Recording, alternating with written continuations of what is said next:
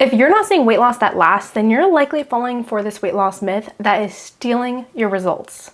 What is up, you guys? Welcome to the Experience Health Podcast, and today we are going to be talking about a very important myth that so many people miss.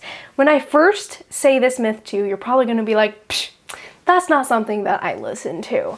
But when you reevaluate it further, you're going to realize that this is likely something that you're actually doing without even knowing it. Some people are following it, other people do it accidentally.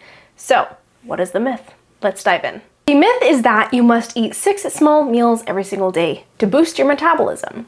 Now, this is not a super common thing that many people follow, all right? But it's a very common thing that many people do unintentionally. Because so many people, they eat pretty frequent meals, and most importantly, what causes you to do this sort of thing is the snacking. So many people snack very consistently throughout their day, and there are, reasons for this that we're going to get into. But the main reason that I don't recommend this is because of how it affects your blood sugar. When you eat food, it spikes your blood sugar, okay? Depending on the food that you're eating. Obviously, if you have steak for lunch, it's not spiking your blood sugar the same as, let's say, a potato will.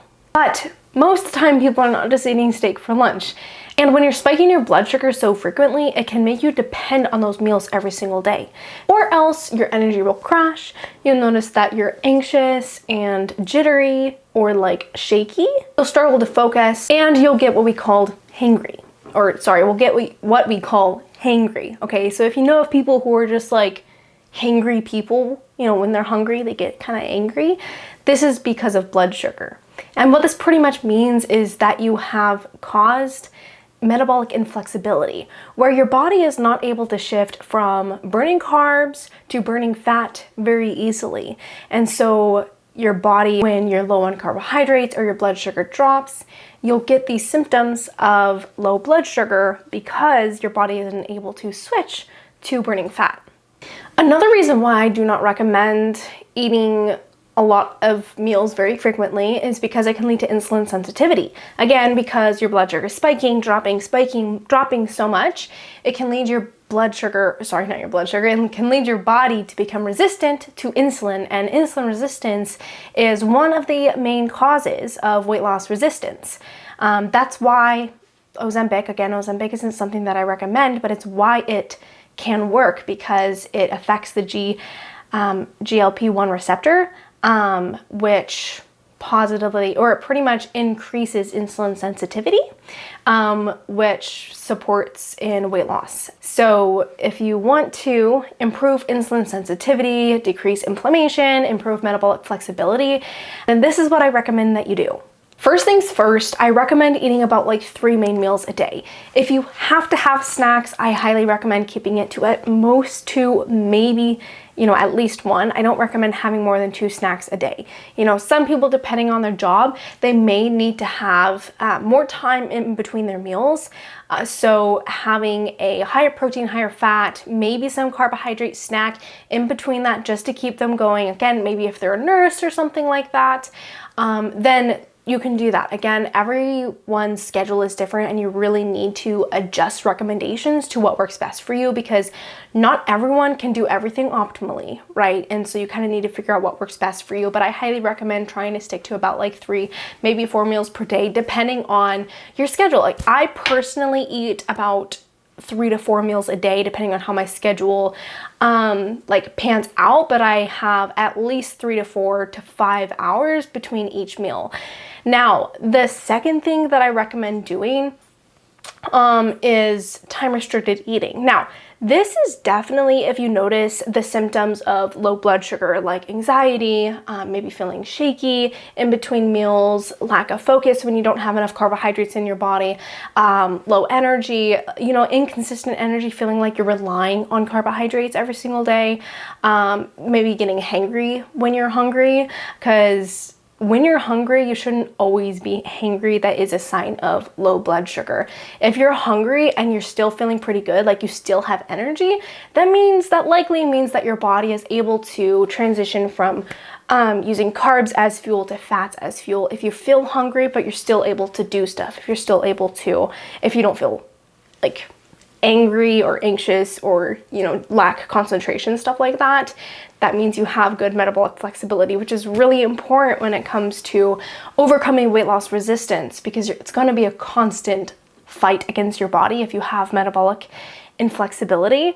So if you do notice that you have metabolic inflexibility, this is what I was getting to.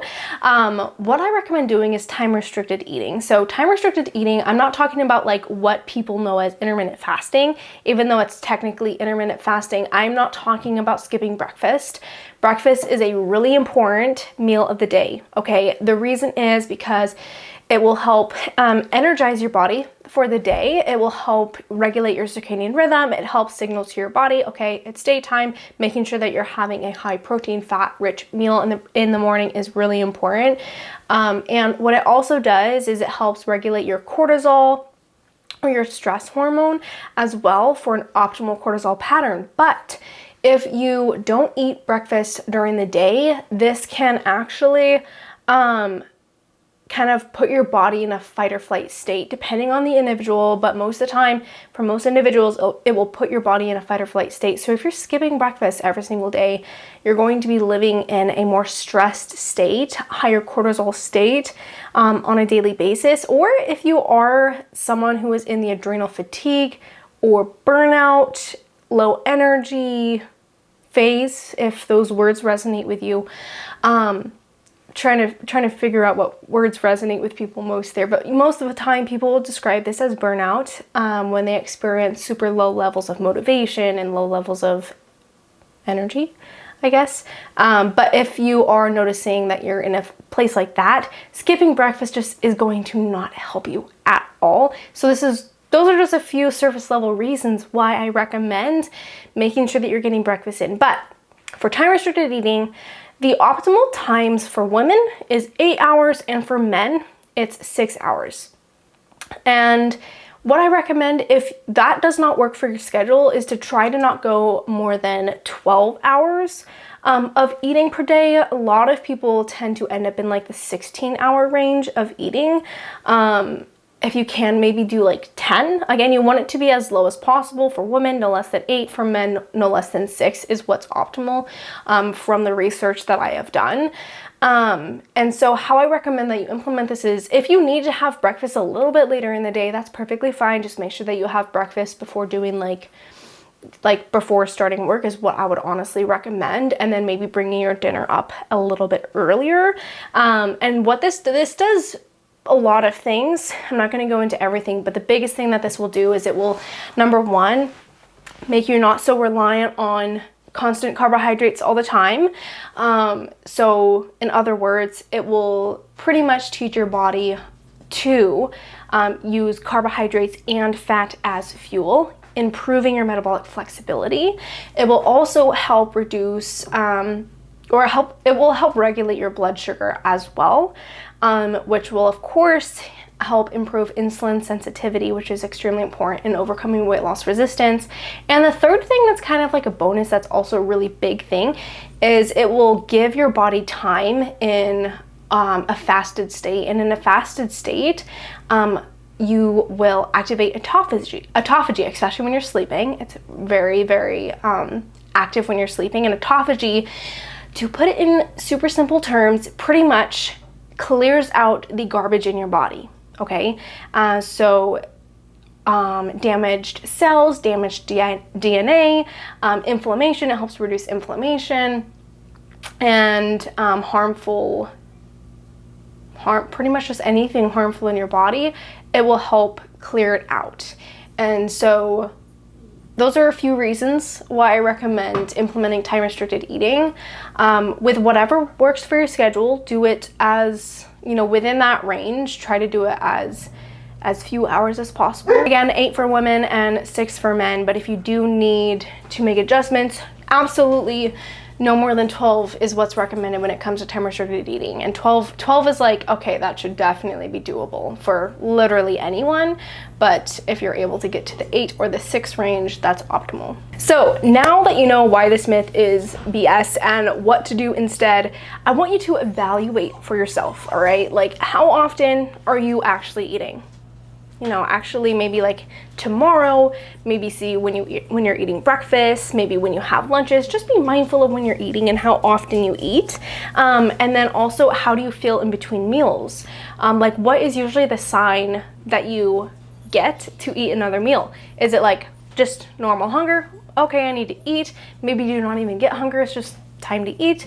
Or do you feel like lack of focus? Do you feel like you have low blood sugar where you get like jittery, maybe you even get lightheaded, hangry, whatever? How you feel in between meals is a really good telltale sign if you have good metabolic flexibility or insulin sensitivity.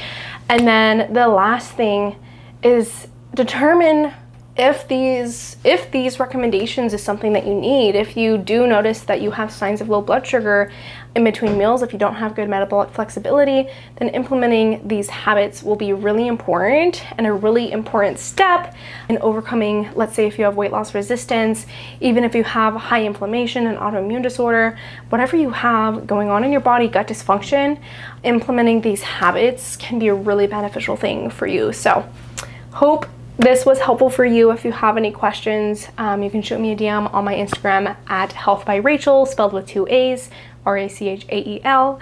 And I will see you next week in next week's podcast.